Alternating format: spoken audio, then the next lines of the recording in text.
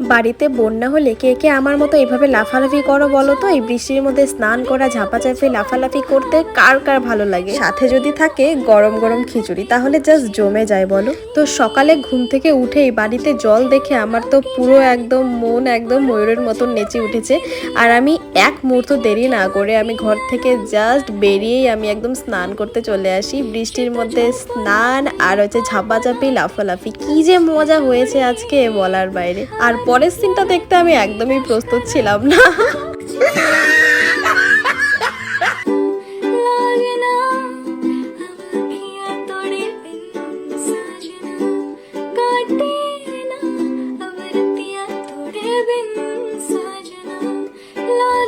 বুনুকে তুলতেই আমার যা কষ্ট ছিল, কিন্তু অবশেষে বুনু যে আমাকে কোলে তুলে নিবে এটা আমি ভাবতেই পারিনি।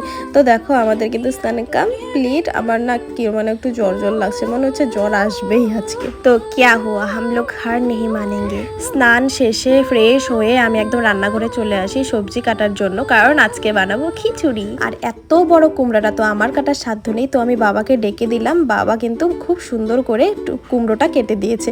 তো এটাকেও আমি খুব সুন্দর করে কেটে নিয়েছি, সবজিগুলো সবগুলো একসাথে কেটে নিয়েছি। এবার আমি সবজিগুলো আস্তে আস্তে ধুয়ে নিব। আর দেখো, দেখে মনে হচ্ছে না যে নদীর পাশে মানে নদীর জলে ধুচ্ছি, এতটাই মানে সুন্দর জলটা। কারণ হচ্ছে আমাদের বাড়িতে প্রচন্ড কাদা হয়ে গেছিল, আগের ব্লগে দেখিয়েছিলাম।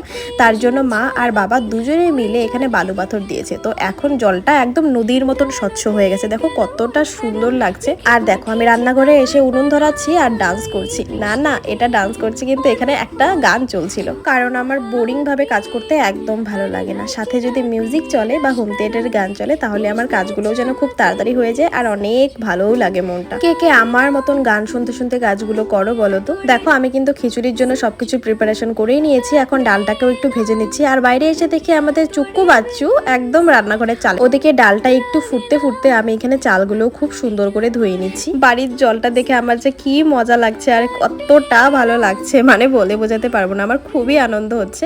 আর এই দেখো ও চালের থেকে নামার জন্য অনেক চিল্লাচ্ছিল যে ওকে হাত দিয়ে নামাতে, কিন্তু ও তো নামছিলই না, ভয় পাচ্ছিল। আর কিছুক্ষণ করলে কিন্তু ও নেমে যেত, ও সবসময় প্রত্যেক দিনের বাহানা এটা ওর। আর দেখো খিচুড়ি প্রায় হয়েই গেছে। আর এরই মধ্যে আমার জ্যাঠাতো বোন সুইটি এসে হাজির, একটা কাজে এসেছিল আমার কাছে। তো ওকে দিয়ে টেস্ট করলাম যে খেয়ে বল কেমন হয়েছে। ও বললো তো খুবই ভালো হয়েছে। আর এই দেখো বৃষ্টির দিনে গরম গরম খিচুড়ি কিন্তু রেডি আমার। আর বুনু আর আমি একসাথে খেতে বসেছি। আর সত্যি বলতে খিচুড়িটা সত্যি খুবই টেস্টি হয়েছিল, সাথে আমি ভাজা করেছিলাম আর হচ্ছে পাঁপড় ভাজা। আজকের দিনটা সত্যি আমার অনেক অনেক মজাতে কেটেছে। তোমাদের কেমন লাগলো আজকের ব্লগটা অবশ্যই কিন্তু কমেন্ট করতে জানাতে ভুলো না। আর শুধু ব্লগ দেখলে হবে, পেজটাকে একটু ফলো করে দিও। তো আজকের এই আমার মিনি ব্লগটা এতটুকুই। তো তোমরা সবাই খুব ভালো থেকো, দেখা হবে পরের সুন্দর একটা ব্লগে।